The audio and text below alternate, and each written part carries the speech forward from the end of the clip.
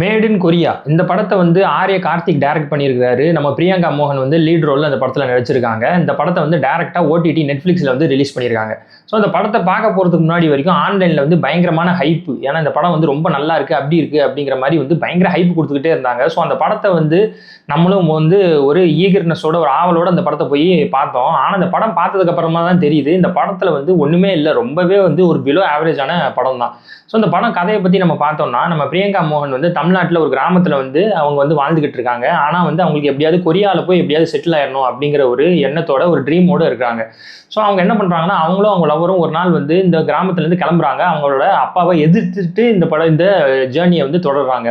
So அவங்க வந்து போகிற வழியிலே என்ன ஆகுதுன்னா, பிரியங்கா மோகனோட லவ்வர் வந்து இவங்களை ஏமாற்றிடுறாங்க. ஸோ ஏமாத்தினதுனால பிரியங்கா மோகன் கொரியாவுக்கு வந்து தனியாக போக வேண்டிய ஒரு சூழ்நிலை வருது. அங்கே போய் தனியாக தான் லேண்ட் ஆகிறாங்க.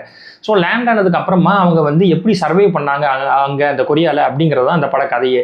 ஸோ அந்த படத்தில் பாசிட்டிவ்னு பார்த்தோம்னா பிரியங்கா மோகனோட பெர்ஃபார்மன்ஸ் மட்டும்தான். மற்றபடி பாசிட்டிவ்னு பார்த்தா அந்த படத்தில் ஒன்றுமே இல்லை. நிறைய நெகட்டிவ்ஸ் தான் இந்த படத்தில் இருக்குது. லாஜிக் வந்து இந்த படத்தில் வந்து ரொம்பவே இடிக்குது. லூப் ஹோல்ஸ் அதிகமாக இருக்குது. லாஜிக் மிஸ்டேக்ஸ் பயங்கரமாக இருக்குது இந்த படத்தில். ஏன்னா கொரியாவில் தனியாக லேண்ட் ஆகிறாங்க.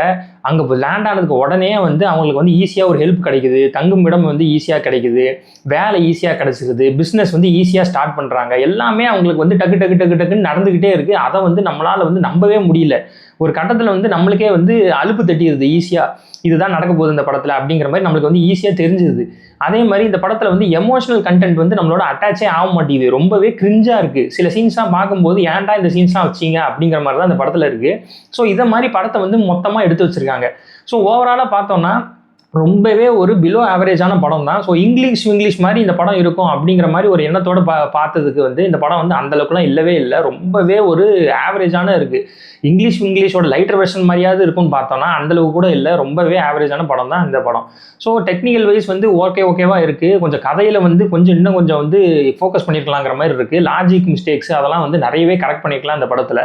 ஸோ உங்களுக்கு வந்து கண்டிப்பாக டைம் இருக்குது, ஒரு ஃப்ரீ டைம் நிறைய இருக்குது அப்படின்னா மட்டும் இந்த படத்தை பாருங்கள். இந்த படம் வந்து ஓடிடி நெட்ஃப்ளிக்ஸில் இருக்குது.